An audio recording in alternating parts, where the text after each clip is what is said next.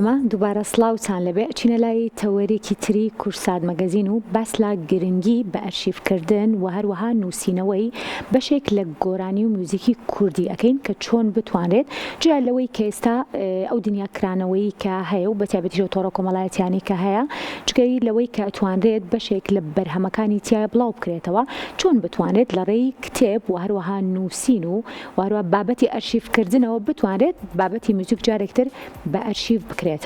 لە ئێستاە زۆر بەڕێز خالد پیشداد کە خاوەنی 6 کتێبی تایبەت بە موزیکە و باس لە ڕۆڵ و گرنگی ئەم بابەتاکەین بە تایبەتیش بۆ ئەرشیڤکردنی بابەتی موزیک بەڕێزیان کە خالد پیشداد کە بەڕێزیان هونەرمەندن لە سەقزەوە ڕاستەوخۆ لەگەڵمان کە خالی سڵاوت لێ بێم کاتت باش بێ. سڵاو و ڕێز و حورمەتم هەیە لە خزمەت ئێوەی بەڕێز و بینەران و بیسەرانی کاناڵە جوانەکەی کورسات. سپاس بۆ تۆ. اینجا پێم خۆشە دەستپێک بۆ پرسیارە لەگەڵ بەڕێستا دەست پێ بکەم بزانم تا چەند گرنگە بەوەی کە بتوانێت بەشێک لە موزیک و هەروەها گۆرانیە کوردیەکان بتوانێت لە ڕێگەی تێکستەوە واتە لە ڕێی کتێبەوە بە ئەرشیڤ بکرێت. ئەمە تا چەند گرنگە و هەروەها و دنیاکردنەوەی کە ئێسش لە دەستپێکا باسم کرد کە تۆڕە کۆمەڵایەتیەکان هەن بە شێوەیەکی گشتی و بابەتە موزیکی و هەروەها گۆرانیەکانیشی تایە بە شێوەیەکی گشتی ئەرشیڤەکرێ، بەڵام تێکستەکان و کتێبەکان تا چەند گرنگن؟ ئەوەی ڕاستی بێ بۆ خوێنەری حەقیقی و ئەوەی ئەوێ بە پسپۆڕانە شوێنی موزیک بکەوێت کتێب و نووسرا و بایەخی لە هەمووی زیاترە. کاتێک کەسێک دەستەداتە فێربوونی موزیک لە پەیمانگا یان لە زانکۆ ئەبێت لە حەقیقەتە کە دەست ببات بۆ بابەتێک بۆ شتێک نووسراوەکە هەبێت، نەکەوە کە خۆی بچێت شوێنی ئەوە کەوێت پەیدای بکات و بینووسێت و جا بەکاری بێت.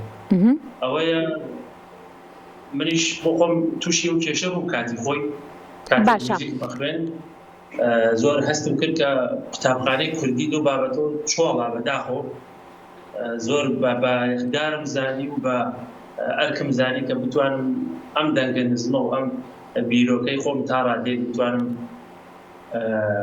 جێبەجێ بکەم. زۆر باشە. کە خالید بەڕێزت خاوەنی 6 کتێبیت لەم بوارەیە، ئەنجە بزانم بە دوواداچوونەکانی تۆ مەیدانی بوون یاخود لە ڕێی سەرچاوی ترەوە تۆ هەوڵت داوە کتێبەکانی خۆ جارێکتر بنووسێتەوە تا لە بەشێک لە ناوچەکانی کوردستانی گەورەیە تۆ بە دوواداچوونت کردووە گەڕاویت بۆ ئەوەی کە بابەتی بەتایبەت با بڵێم موزیک ئەرشیڤ بکەیتەوە لە ڕێی کتێبەکانتەوە یاخود لە ڕێی کەسانی نزیکی خۆت و باسکردنەوە ئەم بابەتەوەتە دەماودەم توانیوتەکە بیان نووسیتەوە و تێکستیان کەی.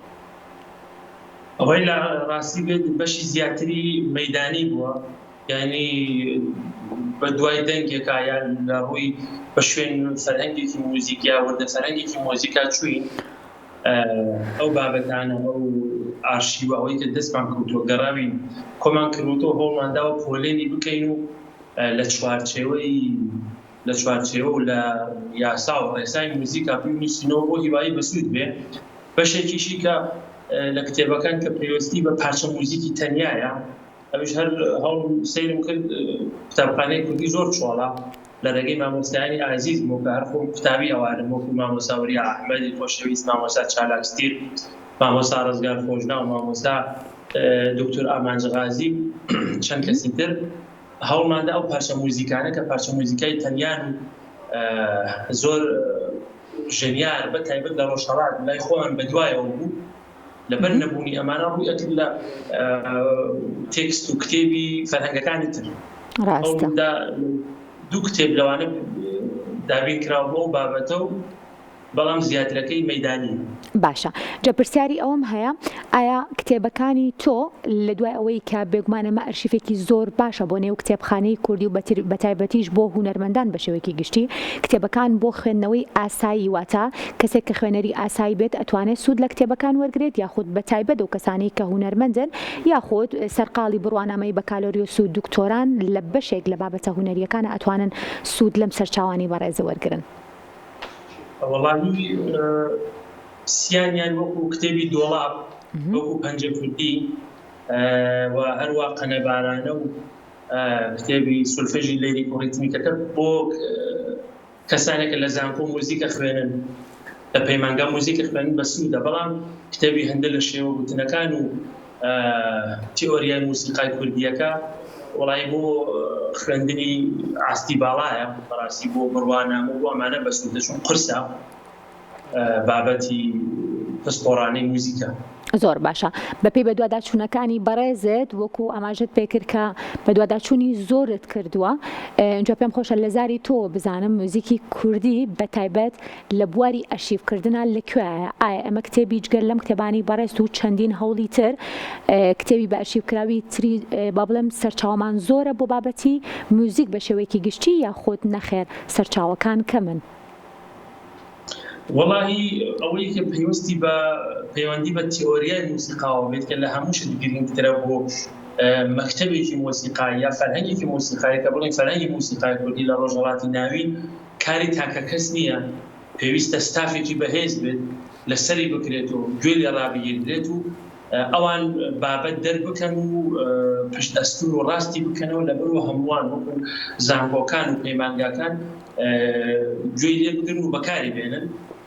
بەڵام وەڵاهی وەکو موزیکی کوردی لە چاو نەتەوەکانی تر زۆر ردواوە بەداخەوە. باشە ئەم زنجیرانەی بەڵێ کا خالی فەرموو. لە بواری نووسین و بۆ ئەوەی کە بەکار بێت وەکو دیسان عەرزم کرد وەکو قوتابخانە و وەڵاهی زۆر لە دواوەی.